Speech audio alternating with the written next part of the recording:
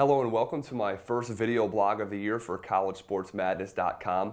My name is Zach Bai. I'm one of the broadcasters of the football program here at the University of Albany, which is of course the newest member along with Stony Brook into the CAA.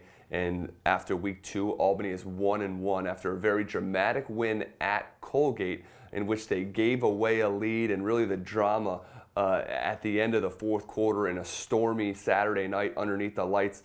Colgate has the football on the 3-yard line, a 1st and goal, and 4 straight stops for the UAlbany defense. They get out of Hamilton, New York with a win after dropping week 1 against the NEC preseason favorite Duquesne. So Albany really takes away from this game. They get into the win column and go into their home opener in the CAA opener against Rhode Island this coming weekend at Bob Ford Field on the campus of UAlbany at 1-1 as opposed to 0-2. And I know just speaking to some of the coaching staff here at UAlbany, a bunch of pressures is released from them after getting in the win column.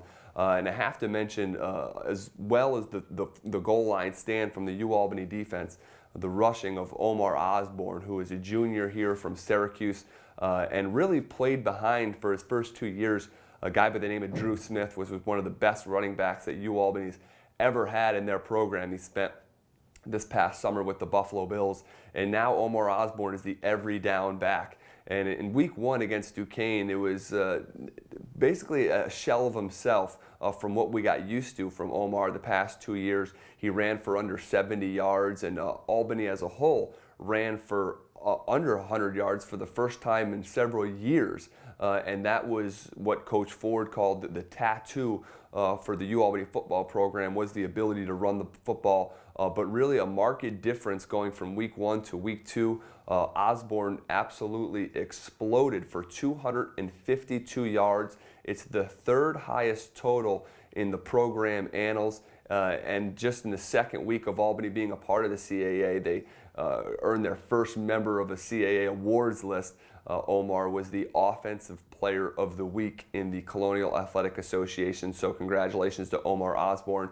And then a look ahead to this week, their very first opponent against Rhode Island, who just dropped a game this past week against Stony Brook, and they lost week 1 against a pretty good Fordham team. And really the questions going into the new conference is Albany going to be able to hang tough week in and week out? Now, the Great Danes have showed in the past number of years that they've been able to compete with these teams from the CAA.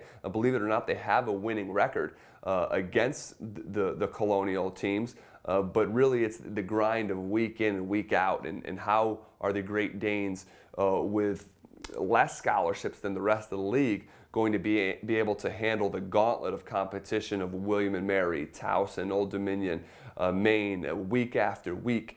And it's just going to be interesting to watch.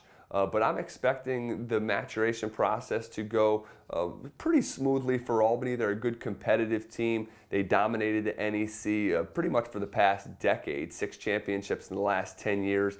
And I think they earned this spot in the CAA. And you talk about with the influx of scholarships that is sure to come in the next 2 years.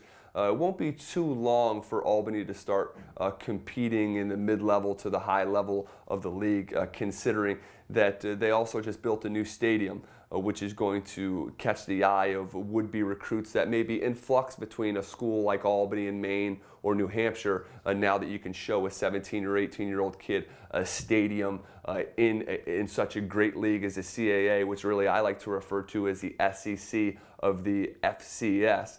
And it won't take too long for Albany to compete, but really the proof will be in the pudding. And we'll see this week against Rhode Island on Saturday night in UAlbany's home opener of the stadium of the new conference, and in Bob Ford, the most active wins in Division I football his last season. And of course the title of the field is his namesake, Bob Ford Field. So we're all really excited about that here at the University at Albany.